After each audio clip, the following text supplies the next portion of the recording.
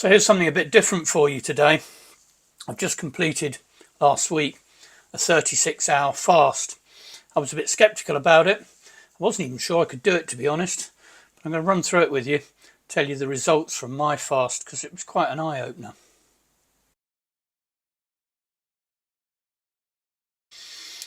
It's all very simple, really. We eat food, our body turns that into energy. The trouble is that in modern times, if you're anything like me anyway, you snack all day. I'll go to the fridge, I'll make a coffee, put some honey in it. There's enough energy in a teaspoon of honey to last you a whole day, apparently. I'll eat a bit of chocolate, I'll pick a bit of cheese, I'll eat a meal, and it goes on and on and on. And the problem with that, our body never gets a chance to actually run out of energy. We weren't designed for that. We were designed as a hunting animal. We were designed to run out of food and then go off and hunt, eat a lot of food, run out of food, go off and hunt. And that's really how our bodies were designed. And with our modern way of just keep feeding it sugar, we're more likely to cause a problem with things like diabetes, because our body is just constantly working. We never give it a break from that dealing with the sugar that we're putting in. I say use the word sugar lightly. It's basically all the various sugars that come in carbohydrates and other foods. A bit like a battery, that you just, like your laptop, you keep it plugged in, charging all the time. Eventually the battery gives up. And it's a bit similar, really. Every now and then we need to flatten our battery, run out of sugar, and let our body go into what's called ketosis, which is where it's actually burning some of the fat that we've built up while we've been putting too much food into it. I'm one to talk, by the way. Typically when we eat, our body will run on that food for 12 to 14 hours, depending obviously how much we stuff in there.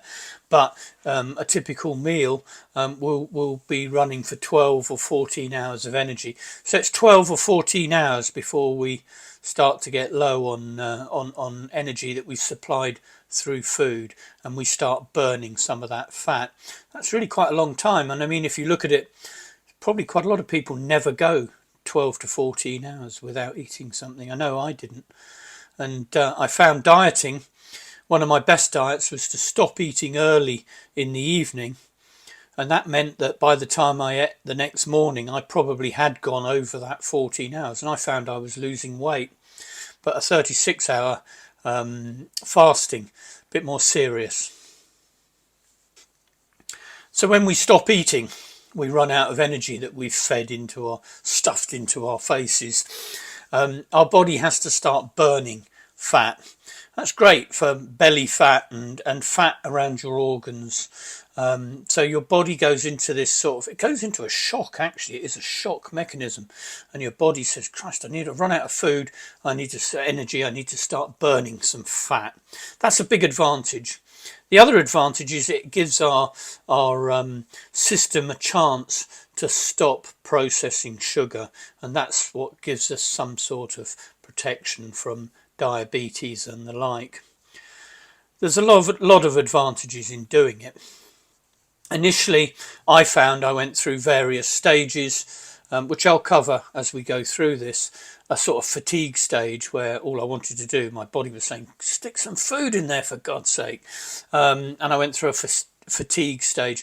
I went through a hyper focus stage, and that was quite interesting because my lovely cat, who I've sadly just lost, Poppy, she used to go crazy at about between 8 and 10 at night. And I said to the vet, what on earth's happening? It's almost like she had a mental issue. She'd go round the house like an absolute idiot. Even when she was old, late at night, she'd start tearing round the house, almost going round the walls with lunacy.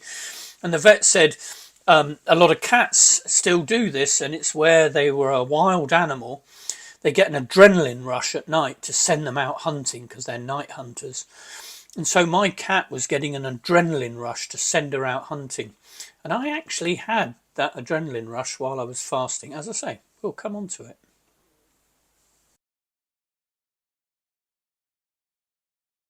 So why would I do a 36-hour fast? There must be a good reason for it, because it's not pleasant. It's quite a challenge. Obviously, I've covered a lot of that. Our bodies aren't designed to just keep having food supplied. It gives our bodies a chance to switch off the sugar conversion, and therefore give us some protection from diabetes. And there's another good benefit, and that is that you'll lose weight. You will lose some weight from doing it. For me, it was a test of my willpower. It was a challenge. I liked that challenge. I liked the, can I do this? Can I beat this? And for me, that was great. And there's one other big feature which I hadn't thought about, which I realised after doing it, and that is it teaches us what real hunger is. A lot of the time when I thought I was hungry, actually I was thirsty, or maybe I was bored. I'd go to the fridge and I sort of open the fridge and have a look around and sort of, oh, I'll have a bit of cheese, and I was bored. Now that I've done the fasting, I know what real hunger feels like, and I've realised that most of the time that I think I'm hungry, I'm not. I'm bored or I'm thirsty.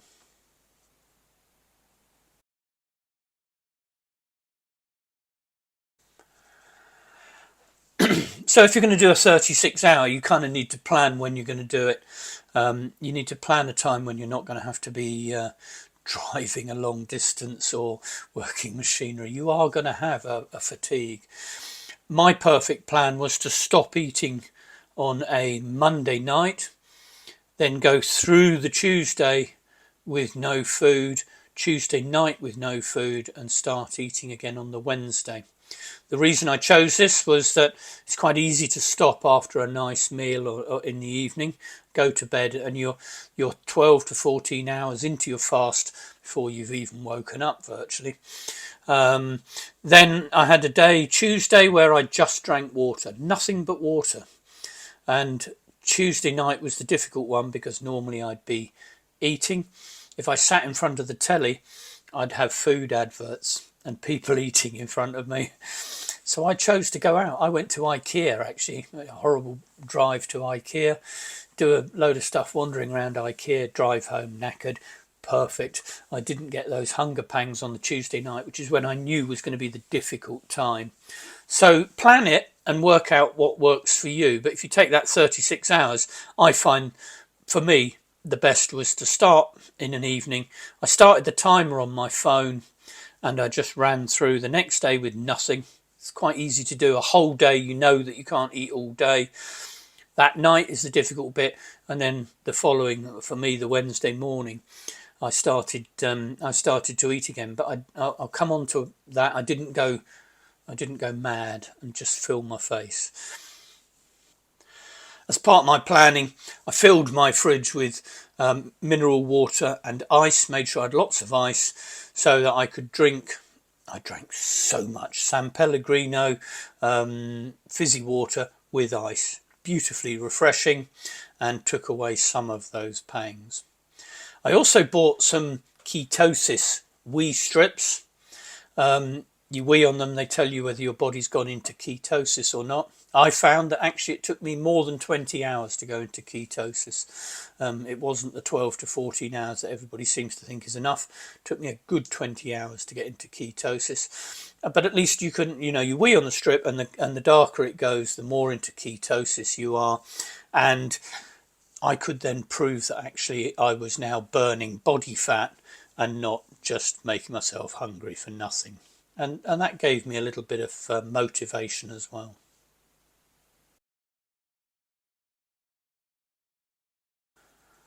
So was it difficult? It was easier than I thought, actually. It was easier than I thought. There were a number of problems. Let's just go over them because you're likely to hit the same problems. The first was my routine. I get up in the morning, I make myself a really nice coffee with a spoonful of honey. Beautiful. And I knew that the next morning I was going to get up and break that routine. So breaking that routine was the most difficult part. So if you get up and you cook the same breakfast every morning, or you eat at the same point, it's the routine that you're breaking that probably be the most difficult. The next was remembering that I'm not eating. Certainly the first part of the Tuesday, the first day, effectively whole day. In the morning, I thought, oh, I'll pop down to the cafe at lunchtime with the dog and or I'll pop into the coffee shop, or I'd walk past the fridge and think, well, just this is the habit I'm trying to break. Open the fridge, have a look for some cheese. For me, the hunger pangs started I think about 16 to 18 hours in. So I was fine the next morning. Immediately by about lunchtime, I was starting to look at the fridge with envy, and notice and think about food. And it was started to become a real thing. I need to get some food, but I had to just beat that. The other problem I had was when I did it, it was extremely cold. It was way below freezing. I found that without eating, I also found I felt cold. I got cold. Whether I was cold or not is another thing, but I felt cold. And with it being very cold outside, also added to a little bit of that pressure.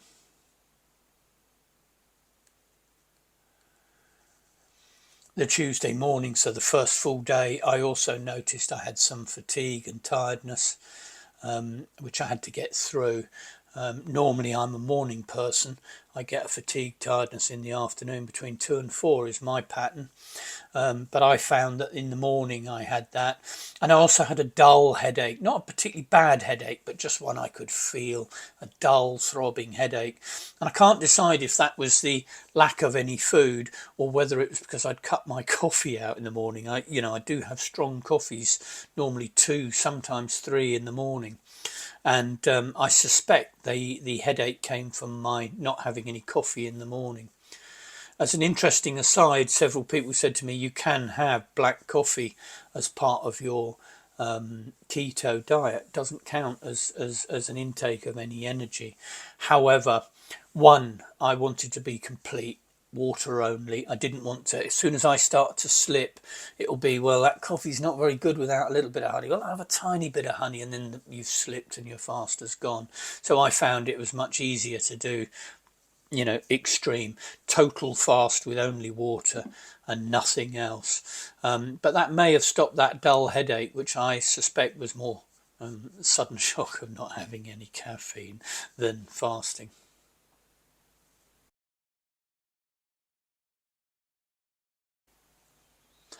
Did it work? Was it worth it? Yes, it was, definitely. Without any doubt, it was worth it. The biggest thing for me, it was a challenge. I decided I was going to do this. It isn't easy. Don't think you'll just stop eating for 36 hours. Well, you might be able to, but if you are doing that, you probably don't need to fast anyway.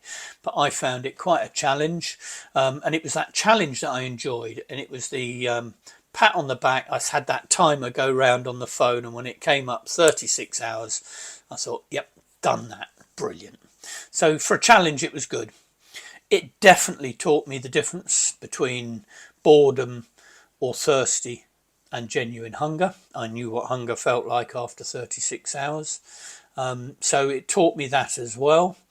I can't think that cutting food for 36 hours can have done me any harm from the point of view of my body having to go switch into a different mode. A bit like that battery that's constantly charging. Suddenly I discharged that battery and had to recharge it again. Did I lose weight? I did actually. I lost 3 pounds. I lost 5 pounds initially, which was a real shock. But I suspect that's just I don't want to go into too much details, but clearing the body out. There's nothing left in there. There's cobwebs in there when you finish 36 hours. So I think probably the 5 pounds of weight loss was a bit extreme, and I quickly put back on another 3 pounds. So I lost 2 pounds. Would I do it every week? Definitely not. No, I don't think I would enjoy doing it every week, but I may cut back to a 24-hour. I think that's quite doable. So stop eating, say, on Monday night, eat again late on Tuesday night after 24 plus hours. And I think that would do me some real good, drinking just water. And that's the important thing also, you drink a lot of water. So give it a go, see what you think, see how you find it. Obviously, if you've got health issues or you've got any sort of problem such as diabetes or whatever, don't just follow what I've done. You know, use your brain and make your own decision on your health. But if you're a generally healthy person, it's a great challenge. It made me feel very good about having a bit of control over my body. And I have found actually now I don't graze as much. I don't just constantly go to the fridge. I tend to, I've just from one 36-hour fast, I've got a much better control of my eating. And that may have come from the fact that I feel comfortable controlling it. Give it a go, see what you think, and put in the comments how you found it. It's quite a challenge.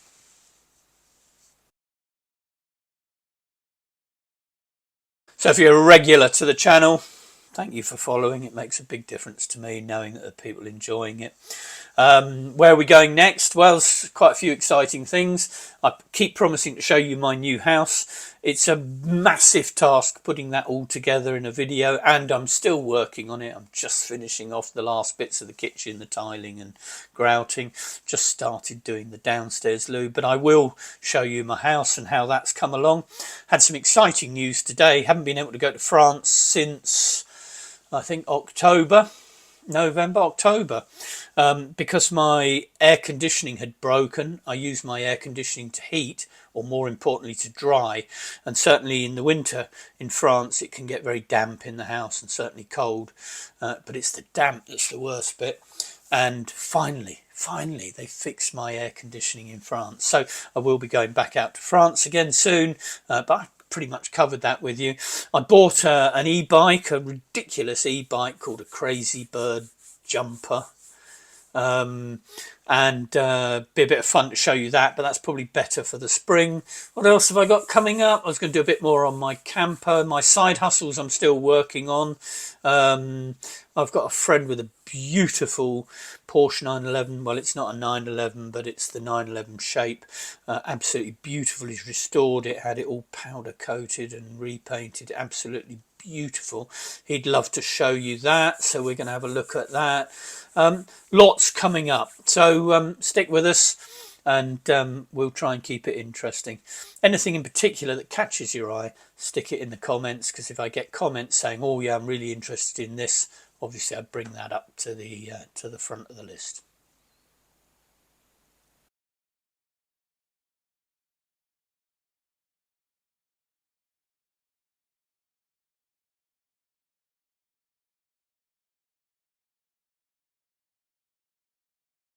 Nick a bit of cheese or a biscuit or whatever to have with my coffee, and it was that routine, breaking that routine. Fuck it, I've fucked that up, haven't I? It's all very simple, really. No, start with a longer pause. Oh, my eyebrows looking a bit mad. The first problem, no, it wasn't the first. The next problem